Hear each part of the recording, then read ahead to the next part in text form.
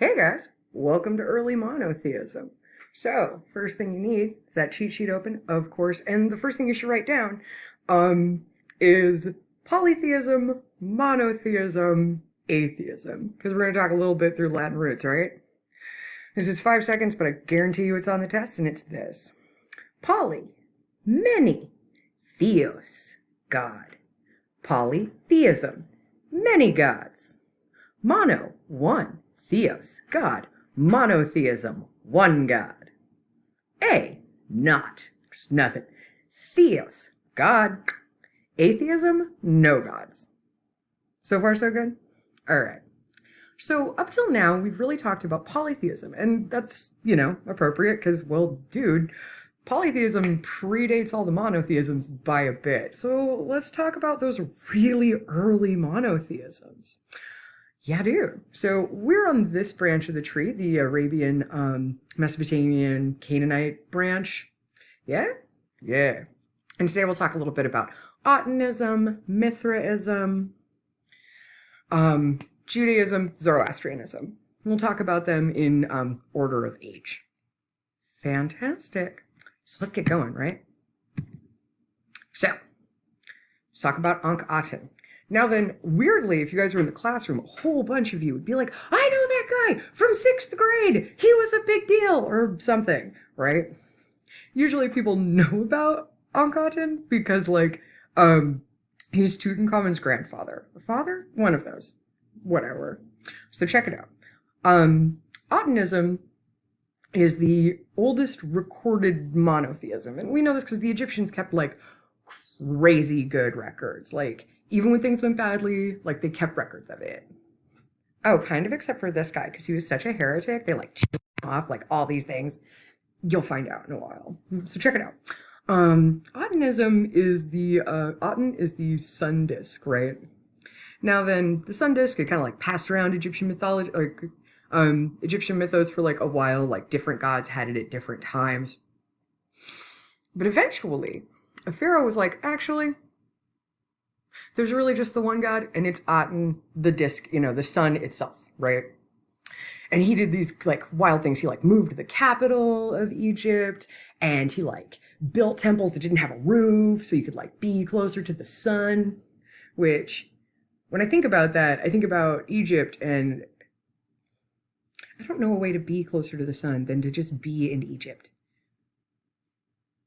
Whatever, so...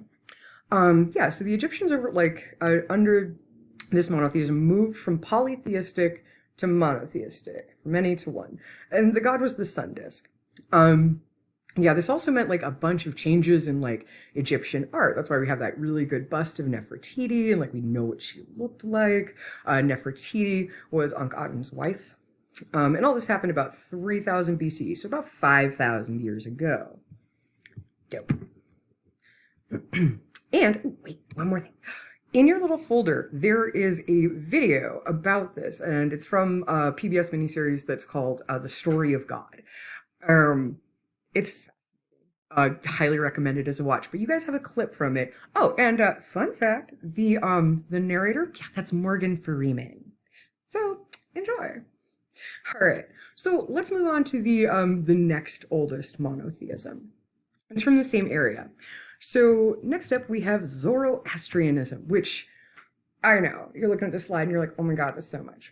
But chill, okay? So Zoroastrianism is the oldest revealed religion. Okay, revealed religion, take a note. Revealed religion is a religion that has a prophet. It's a religion that is, well, revealed, right? Somebody, usually they go to the desert, but a bunch of other places are fine.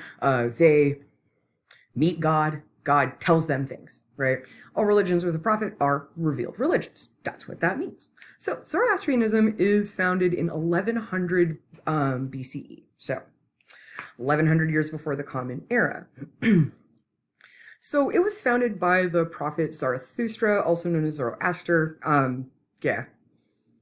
Cool. And for a long time, it was practiced worldwide.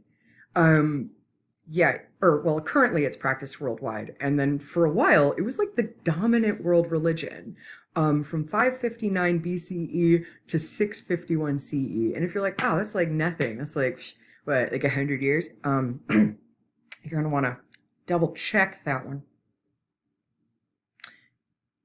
Yeah, so before the Common Era and then Common Era, right? So because of that, because of where it was, like this religion was founded in Persia and like it's right there in the Middle East, and it influenced a bunch of the newer religions in their infancy. So what other religions has Zoroastrianism influenced? Well, it influenced the Western Abrahamic traditions. That's Judaism, Christianity, Islam. And the Eastern Dharmic traditions. That's Hinduism, Buddhism, Jainism, Sikhism. That's kind of everybody. So, what are the traditions that, like, they really, pioneered is the wrong word, like, introduced, I guess. So, yeah, like they're the earliest concept of a single god, right? The idea of a devil, sexual equality, individual judgment, like heaven and hell, the resurrection of the body. Beep. Oh.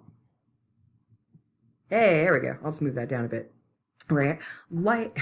Okay, the resurrection of the body, like a last judgment, an apocalypse. Yeah, that's them.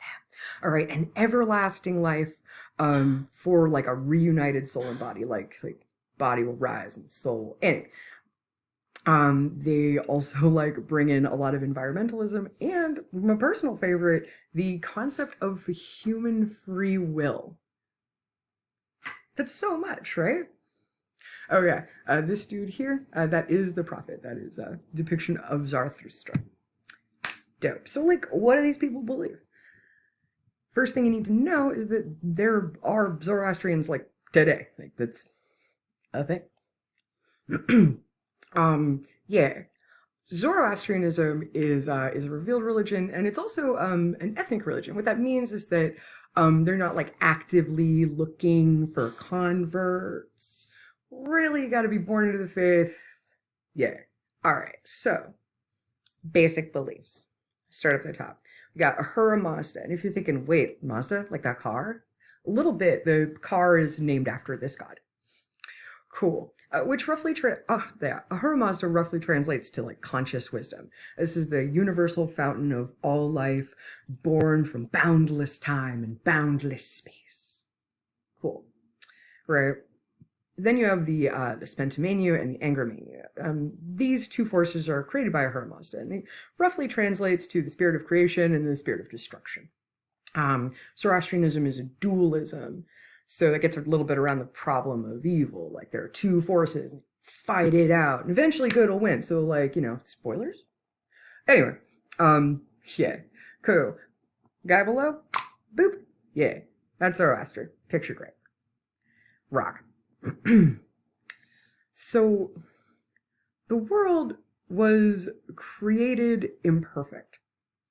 And the idea is that the world should evolve to perfection, according to a divine order of things. Right? Sweet.